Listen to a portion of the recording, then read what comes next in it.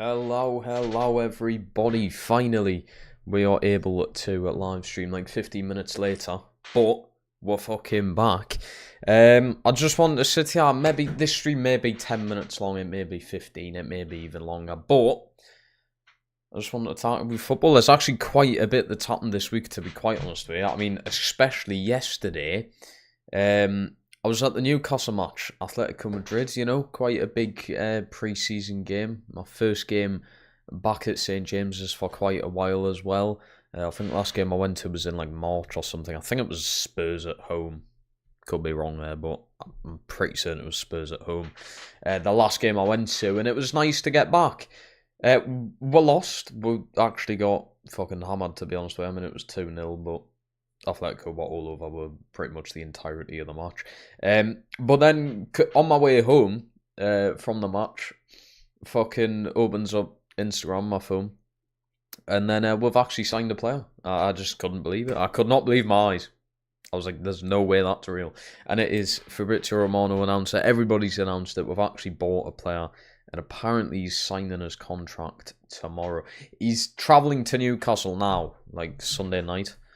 Signed his contract and medical and everything tomorrow. Knowing how lucky he'd probably fail his fucking medical. I can definitely see that happening. Like, Triangle, hello man, how we doing? The goal from Griezmann was ridiculous, man. It was mental because I was saying to my brother who I was at the game with, I was like, you know what, that really shows the difference between like sort of like your average player and then like a world-class player or even a really good player. But I'll say Griezmann's world-class. Maybe he's not. I would say he's a really good player, definitely. But he come on the pitch and scored within like 2 or 3 minutes. And it was just like, fuck. He's like, that's a difference. Because obviously in these games, I mean, yeah, we were playing Joelinton, Tonali, Elanga, Gordon. I mean, Botman was there. I was going to say we had a pretty shit defence, but Botman, Trippier, I mean, Lascelles, who is a bit iffy there and then, but he's used to playing fucking senior football, so it's not as if we didn't have the experience there. But yeah, fucking Griezmann, Jesus Christ, he literally took a few touches of the ball and then just like tapped it past Nick Pope. I do think Pope could have done a bit better, like, but when he scored, you know what, I felt like getting up and just giving him a round of applause because I was like, that's mental. I've never really experienced a player like that at St. James's, so it was nice to actually experience that. I mean, I would have went to the Espanyol game, and I mean, they were actually scored in that game, which was nice, but nah, I ended up just going to the Madrid game. I am paying fucking, I think it was 25 quid each. And I know you got the women's game included in that, but this is nothing against the women's, but I wasn't going to sit there from like 12:30 until about 6 or 7 o'clock at night. There's no chance I'm sitting there for 7 hours watching football. I ain't doing that. But yeah, it was all around pretty good. And then obviously the news that we got Thiago after, which has been very underwhelming. I'm not gonna lie. I mean, I should be really happy with actually signing someone, but it's pretty underwhelming. It is pretty underwhelming. It's like, okay, right, we've got a centre back in. And I mean, we're looking ahead next Saturday, 12:30, that we're going to be starting fucking Anthony Gordon up top, which is, like, at that point, I feel like it just defeats the point in getting Elanga and Thiago, to be honest. Because we're not going to be able to do anything up top. Thiago, I feel like it's going to have no help, because Botman is so lacklustre, and you can't trust him with his injury problems. He's probably never even going to play besides Thiago. It's always going to be like Thiago Shaw or Thiago Lascelles this season, and I think that's just going to make him look shit. I don't know. So, and yeah, this whole like Isaac situation and just how bad preseason's been also makes the Elanga sign look underwhelming. Don't get us wrong, he's an incredible player. I watched him yesterday in person. He was class. Probably bar Griezmann, the best player on the pitch, I would say. He was amazing. Well done. Like, genuinely was trying. And I know it's only preseason, but it's nice to actually see someone try, you know? You pay 25 quid to go to these games. I don't expect the players to just sit around and do nothing. You know, you kind of want to see them try. And yeah, Elanga was brilliant, but it's just a bit of a underwhelming signing now, I think, because the whole thing that was getting me excited about Elanga in the first place was him playing alongside Isak. Langer got, I think, double digits in assists last season, and that's with having Chris Wood up top, who's obviously one of the better goal scorers in the Premier League, and now he's probably going to have Gordon up top, which Gordon can score his goals. I think he's had double digits in goals in 2 of his 3 Newcastle seasons, so it's not that bad. But he just ain't a fucking striker. He just ain't a striker. We've got Hugh in here. We've also got Jacob and Jeff. Jacob's saying, please buy Jackson. Please keep Jackson. I don't want to get Nicholas Jackson. The guy ain't even that bad. You know what? I've sat here and said this before in my streams. Nicholas Jackson ain't even that bad. I swear he's got like 40 goals in 80 games for Chelsea or something. His record's genuinely not even that bad. But I just don't want him. I mean, it's better than nothing. But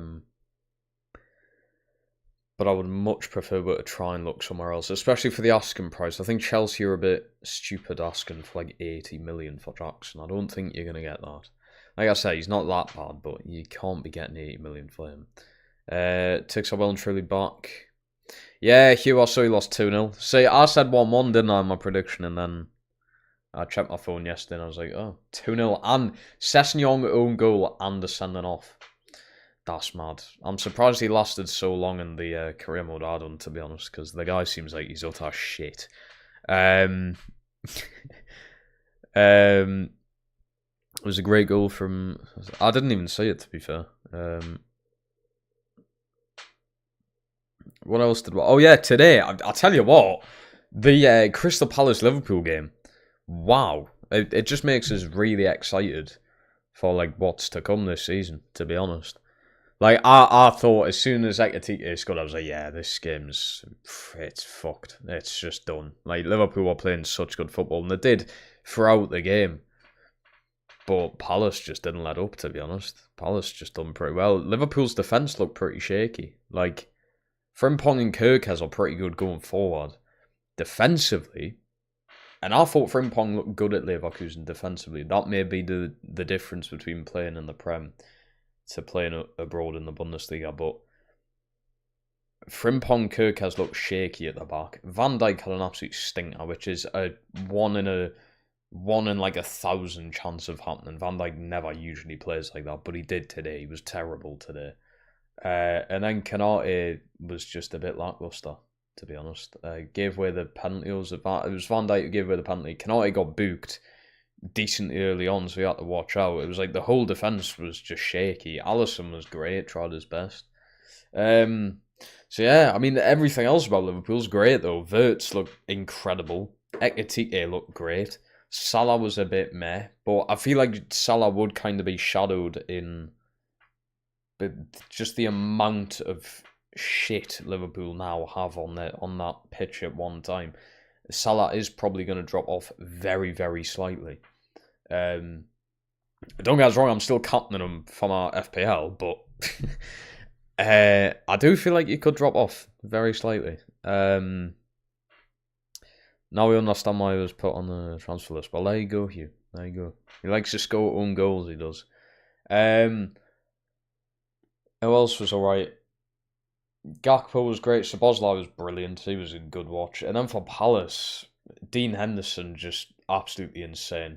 What a goalkeeping performance during the game, and then the penalty shot was just magical.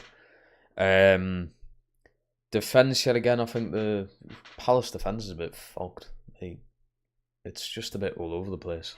I don't think Gehi's that good. I mean, don't get us wrong. I'd have him at the tune, but I just don't think he's that good.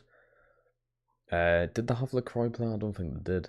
Munoz is alright. He looks alright. Tyrell or Tyreek Mitchell, just terrible. Guy looks bad. Eze looked a bit shaky, to be honest. Saw was good. Mateta was great. That Devaney guy was alright. He nearly scored a winner and then did end up scoring the winning penalty for them in the end. But yeah, that was a brilliant game. Like, I'm so happy football's back. To be honest with you, I've literally been watching the most random games of football because I've missed it so much. It literally only went 2 months without it, maybe. If you include like the Club World Cup, maybe only just went a month without football. But what was it last week? I forgot what I watched last week. It might have been League One or something like that. And then Championship, obviously we had Southampton Wrexham. We had the Birmingham Ipswich game. That was good. But a few fisticuffs in that game. That was great, the Championship opener. I mean, Ipswich absolutely stole it from Birmingham. Like, don't get us wrong. But Miles is saying, I put Salah as captain first game for Haaland against Wolves. Yeah, but I don't have Haaland in my team. So who else am I going to have as my captain?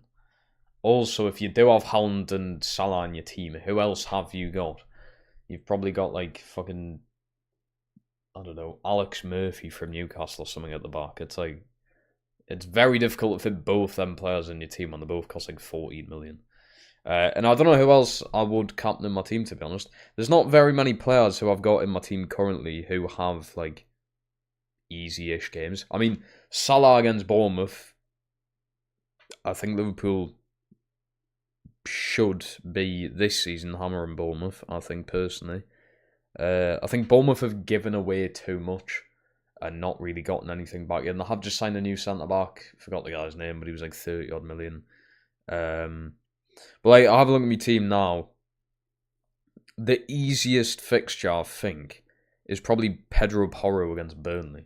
But I'm not going to captain Pedro Porro, am I? Unless, I mean, the guy might go and, like, I don't fucking know, get like 5 assists or something like that from fullback. The guy might not even play against Burnley. So, yeah, I think the safe option's captain. I could captain Palmer against Palace, or João Pedro against Palace. The thing is, if I now change that and then say captain João Pedro and then Salah gets a hat-trick against Bournemouth, I've basically lost FPL for the entire year. The first like week or so is like so important when it comes to FPL, because if you have a stinker start, it's very, very difficult to try and get back ahead, which I done that same thing last year. I forgot what I started with, but I didn't put Haaland in. Instead, I went with Watkins and Isak up top. And then the people I was in the FPL league with had Haaland. And I did not win a single week of FPL. I was bottom of the league every single week for 38 weeks. So if I had to do a punishment for each week, I would have done 38, which is pretty shit. So yeah, the first week especially is very important. Very, very important. Haaland, João Pedro, Bruno, yeah, here's my team. That's not a terrible team. I don't know how you're affording all that, to be honest. I don't know how people afford so much, to be honest. I don't get it. I really don't. What's the most disgusting thing fans have done in any sport? I don't know, to be honest. Is this a little like hint at what's happened in the WNBA recently? I don't even know if you're allowed to fucking talk about that without being like arrested on fucking YouTube or something. But FPL is fucking interesting. I have got Frimpong. So I've got Salah and Frimpong playing on Friday. My strikers are weird. I did have Isak and then I took him out. I've now got João Pedro, Gyökeres and Mark Guehi because I would imagine he's going to start for Sunderland. And if anybody's scoring goals for Sunderland, it's going to be that guy up top, I would think. Gyökeres, I feel like it's just a bit of like a fuck it, see what happens. The guy could be shit. The guy could be incredible. I don't know. He scored yesterday. That's pretty promising. I just don't know. It's risky. It's risky not having Isak there. But you don't know what's happening with Isak. Apparently, we've blocked Liverpool from signing him. So he's realistically going to be a Newcastle player this season. Isak is probably purposely not going to play well or very rarely play at all. So it's risky having Isak there. Obviously, if he does get the Liverpool move somehow, I'm probably going to try and find a way of getting him back into the team. Because I did have Isak and João Pedro anyway. I need to keep João Pedro. I swear it's like, how many? 53% of people have João Pedro. Which is a no-brainer. The guy's been incredible since he's put that Chelsea top on. Even my bench is pretty solid, to be fair. I've got Darlow, Diouf from West Ham. I was watching the summer series. Diouf was incredible, by the way. I think he's going to be a very underrated player. Just in general, I think the guy's going to have a great career at West Ham. I mean, not that West Ham are in a great position, but Deuce's going to be a standout player. The guy was incredible in the summer series. I've got Alanga there. I would probably start Alanga, but we'll have Villa away first game. And don't get us wrong, if anyone's doing anything for Newcastle this season, it's probably going to be Alanga. So if you're having a Newcastle player in there, I would try and put Alanga in. And then Konza I've got on the bench as well, who I could put in, but I know I kind of just like having fullbacks because they're more likely to get assists and goals than centre-backs. And then if they get clean sheets anyway, they get like the clean sheet points. Thoughts on Palace win? It was incredible, to be honest. A really good game of football. I thought it was going to be well over. As soon as Ekitike scored, I was like, here we go. This Liverpool team's just too solid. Which they are, but Palace put up a brilliant fight, to be honest. Palace done really well to get back into that. I feel like Isak is going to do what a certain ex-Miami Heat player did last season when he wanted to leave.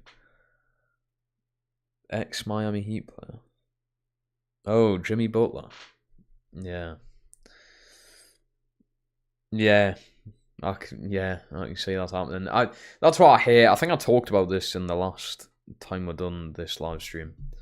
Like,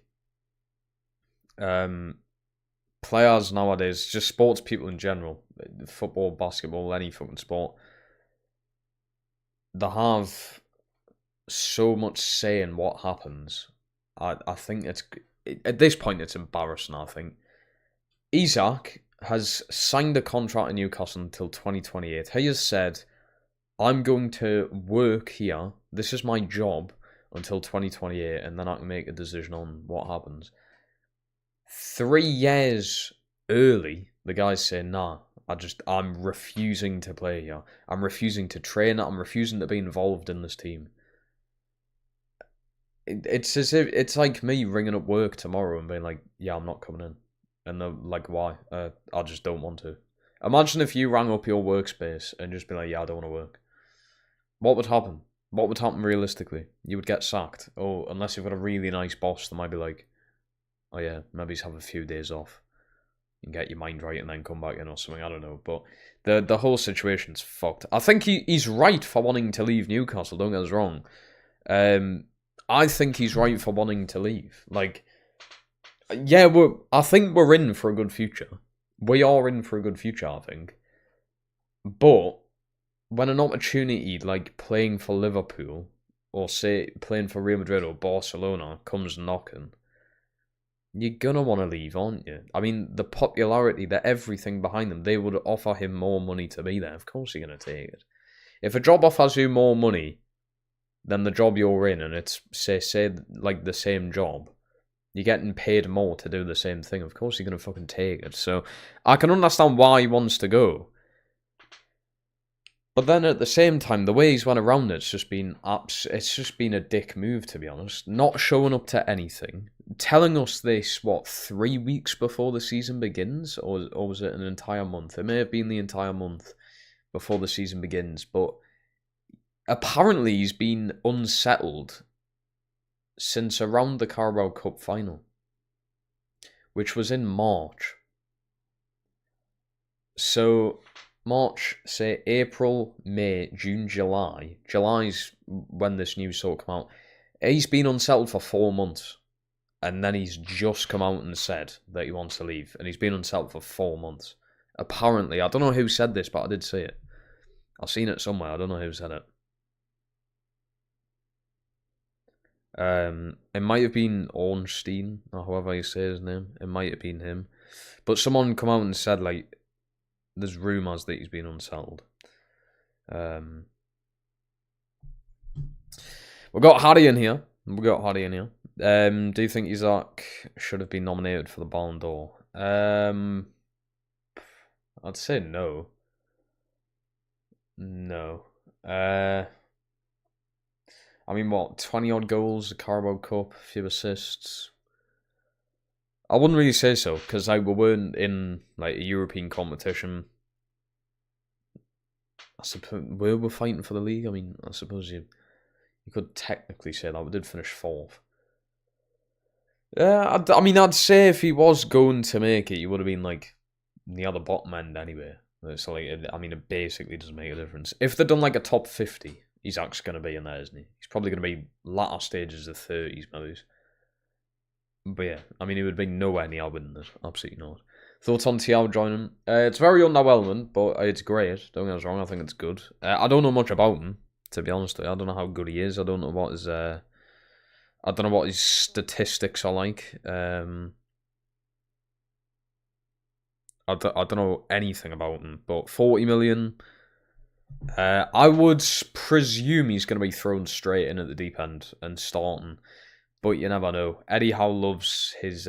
He's sort of got like a connection with certain players. He loves Dan Burn, which don't get us wrong, a lot of people do, but you do have to move on. You do have to move on. I'm not saying move on completely. I'm just saying maybe he's bring Dan Burn out of the equation and start Thiago, but I can't see that happening. He loves Shaw too much. Shaw's like 35, 36, but he fucking loves him. He would go in over Lascelles, but if Botman's injured, which is likely going to happen, Thiago would go in there.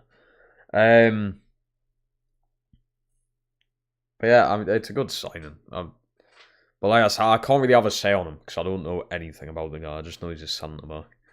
And he goes up to a decent rating on FIFA. That's literally all I know. I've got to hold my hands up and just, you know. We've got Gem on here. Sign Lucas Paqueta. I would kind of like it. I mean, Bezzy mates with Bruno. Obviously, Bruno, Joelinton, Paqueta, all Brazilian. Makes a lot of sense.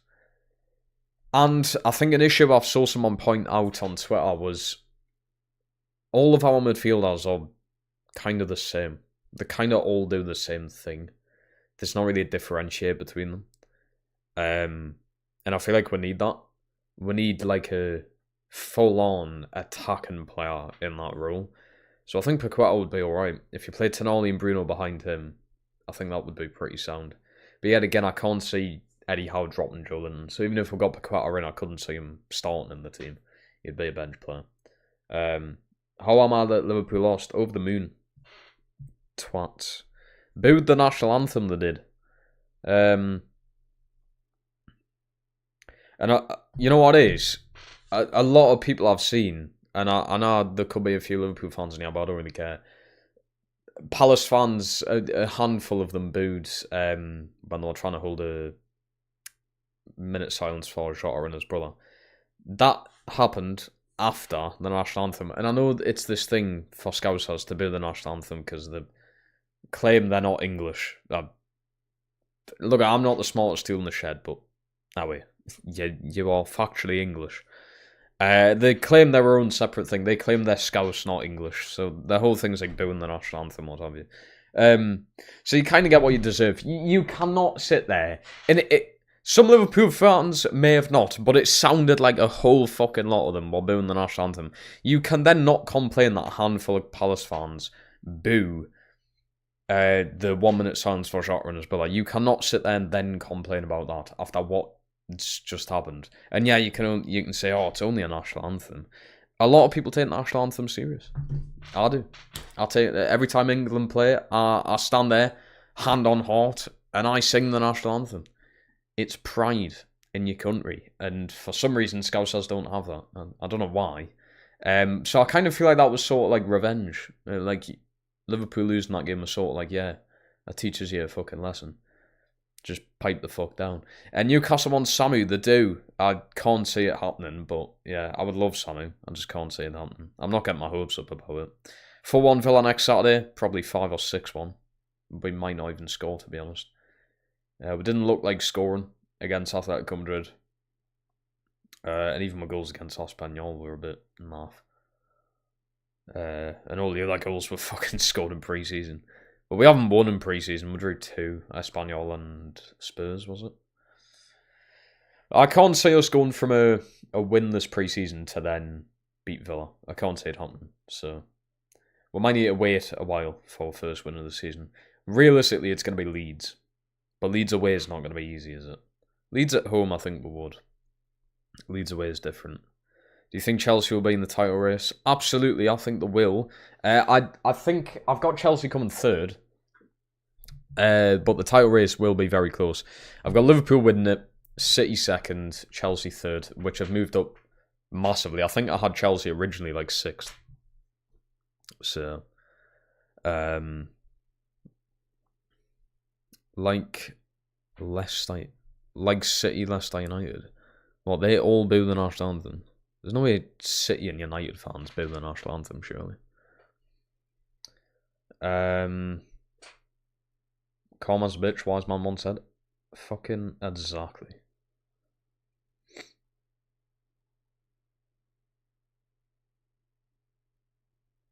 Exactly that. We've got Don on here saying Wag at 1. I think Isaac has been a traitor. Yeah, he absolutely has.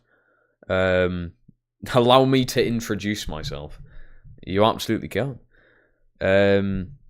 Former executive director of Tottenham Hotspur. Well, that's just a load of shite, isn't it? Ben, hello man, how are we doing? Just recently rejected a new contract as well. Yeah, because he's an absolute dick, that's why. I think, what was that on? You know that talk show thing that like Jamie Carragher and Paul Scholes do? I think Gary Neville's on it as well.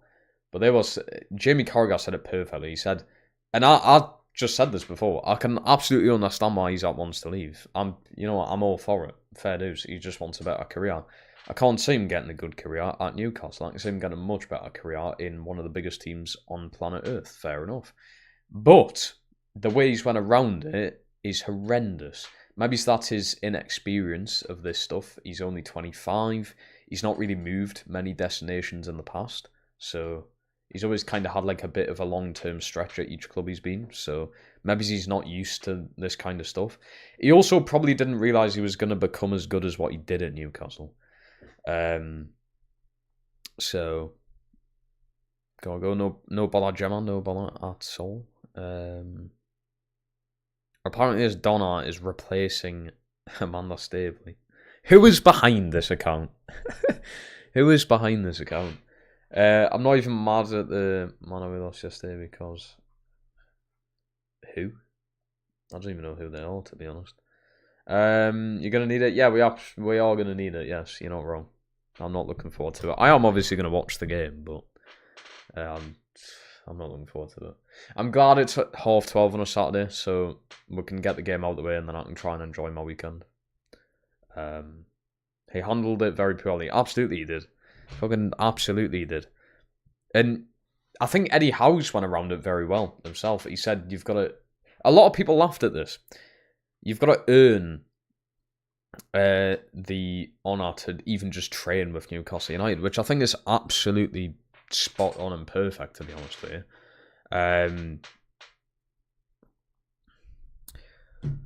Donna, what the fuck is going on here? You are very cute. I always like ginger lads. Fucking hell. This is the new director of Newcastle, apparently. Lovely. Well, if you've got the money, I'll fucking do it, not gonna lie, 'cause I'm kind of in need of it.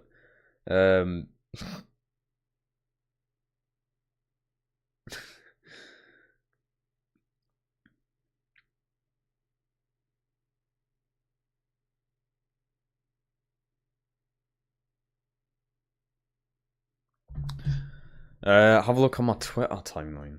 Who are these people? I've never heard of them. I'm going to go on Twitter. Some people are getting cancelled, apparently. Where do I need to look to find this?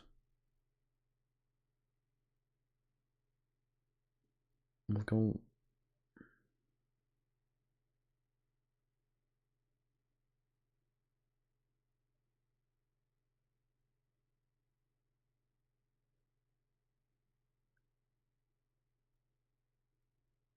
I'm not gonna lie, I don't have a clue what you're going on about, Hugh, to be honest. I can see someone saying, booing a national anthem when you're literally an English club is so weird. Yeah, you're not wrong. Liverpool. I mean, I've always hated Liverpool, but I think the whole thing of booing the national anthem just fucking blows me mind. I just don't really understand it. And then to go and lose the game as well in Wembley, the capital of England, the biggest stadium in England, and you go and lose on penalties as well. A really bad performance on penalties is quite funny. It's quite hilarious. But yeah, I think overall, Newcastle signed a player, that's great. I do think we should try and use a bit more of the younger players, some of the academy players. I mean, we're going to need the squad depth because we're playing in like 5 separate competitions this season. But we'll loan all of them out, or we're just not going to use them. And you can see how it's going to end up. You're going to have so many injury issues, and you're going to have so many stamina issues that you're going to end up running out of players. And the same goes for a lot of teams, but other teams find a way around this by, signing players. This is why I feel like Chelsea could have like an incredible season. They have so many players now. It's absurd, the depth to that Chelsea team. They've got about 7 fucking wingers.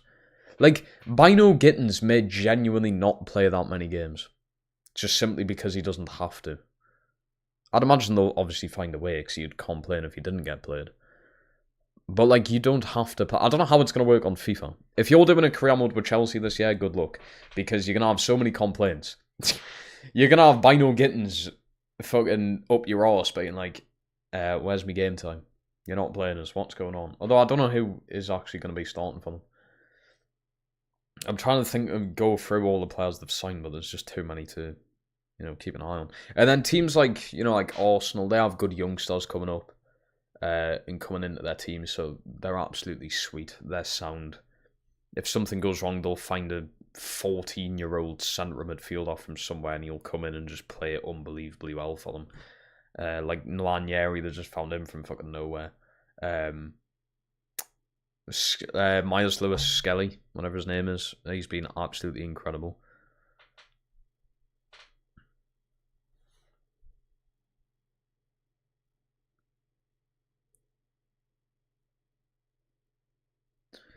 But yes, anyway, I think I'm going to go, chat. I think I'm going to go. And then I am going to schedule some streams for this week, don't worry. I know we're a bit lackluster this week, but I was actually quite busy. Also, in other good news, I know this is completely just not football related. I actually passed my theory test for my driving, fucking finally. That was good. That's what I spent the vast majority of the week trying to fucking revise and do as much as I could, and then I actually ended up passing, which is brilliant stuff. But this week, we're back on track. It's not too long until FC26, to be honest. How long we got now? Actually, it is quite long. Fuck. 1, 2, 3, 4. Well, 5 weeks. 5 weeks. We've got 5 weeks to finish the last Palmer's career mode. It's doable. It's doable. We should have it done this week. If I stream, say, 3 streams this week, we should be doing it. I think so. All my comments weren't loading. Hold on. So many comments have just come in. Are you doing any other games? Yeah, we're continuing on with FC25. Don't see the older one, the sports club unit, and a younger daughter's employed as a member of staff. So how's that like exposing them? Predictions for PSG Spurs. You know what it is? I think Spurs could like surprise me. But I'm going to go 2-1 PSG. I don't think PSG will hammer them. Spurs haven't looked that bad in pre-season. So I'll go 2-1. We'll go 2-1. Newcastle have just signed a 16-year-old from Liverpool. I haven't seen that, to be honest. But yet again, we'll just never see him. We'll absolutely never see him. We'll never see him. I promise you. Just say we'll never see the Korean guy we've just signed.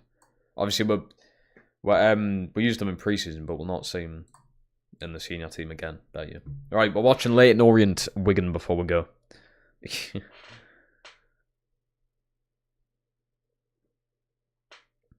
Leyton Orient Wigan. By the way, Wigan don't score. I also can't show this on stream because fuck YouTube. I said it.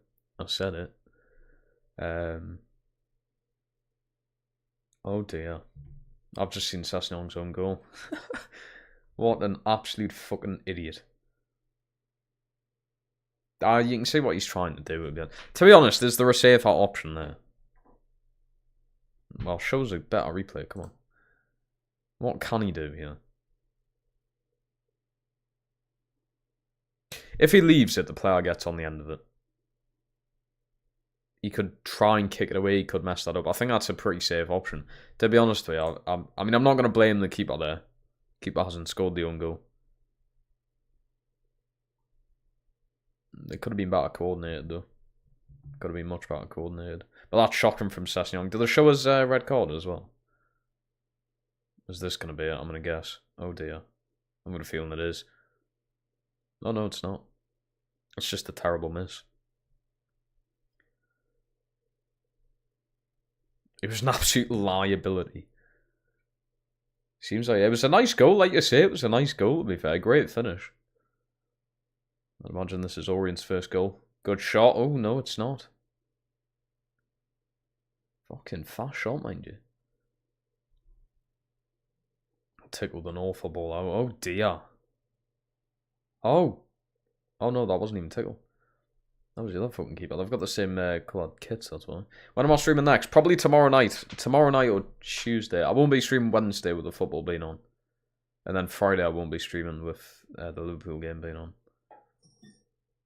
Probably tomorrow or Tuesday I'll be next streaming. Nice goal, to be fair. Leyton Orient's first goal. Absolutely no one's on him. Your left back's a liability there. Your left back's had a stinker.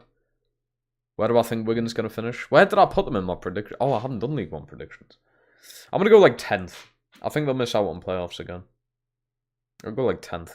I'm pretty sure that's better than last season. Oh, fuck me. Is he getting sent off for that? Oh, I don't know. Or is it a second? No, it's a straight red.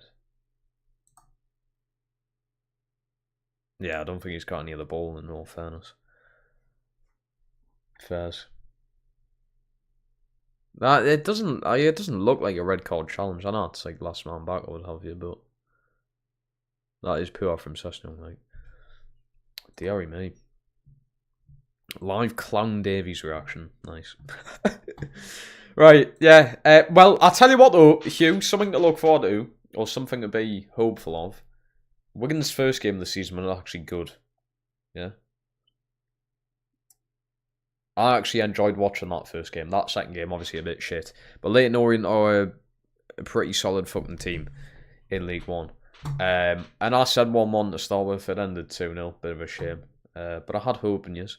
But the first game was alright. The first game last week. That's something sort of to hold on to what the season can become. But I think, like, can't see them getting playoffs, to be honest. Yeah, again, it's like the scoring the goals thing seems to be an issue. I don't know why. Even though you've got that new lad up top, it just seems to be an issue for some reason. I don't know why. I do not know why. Like last season, you scored less goals than games, which is bad. Will it overthrow Notts County? Yeah, I saw that you had Notts County in the cup. I can almost guarantee you lose that. I reckon you just lose it. And then it's Luton after that, isn't it? Luton, you're probably going to lose. MK Dons won yesterday. Fucking hell. The first time this year, is it? They need Vardy. They could get Vardy in.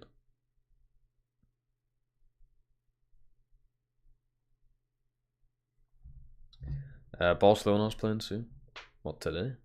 To be fair, the more football the merrier, to be honest. I was watching Celtic today as well. That game was actually right. Celtic Aberdeen. Aberdeen were a heap of shit. The Celtic played pretty well. But yeah, I'm going to love yous and leave yous chat. Take care of yourselves. Stay safe out there. And I'll most likely be live either tomorrow or Tuesday. I'm literally going to schedule the stream after this. I'm just going to see if I've got anything on tomorrow or Tuesday and then schedule the stream. So, yes. How was the Newcastle game? Shite. It was a great experience. Love going to St. James's. But just shit. When you didn't score and there's nothing to celebrate about, it's shit. But yeah. Ta-ra, everybody. See yous later for hopefully the ending of the last Palmer's career mode this week. We'll see if we can. Goodbye.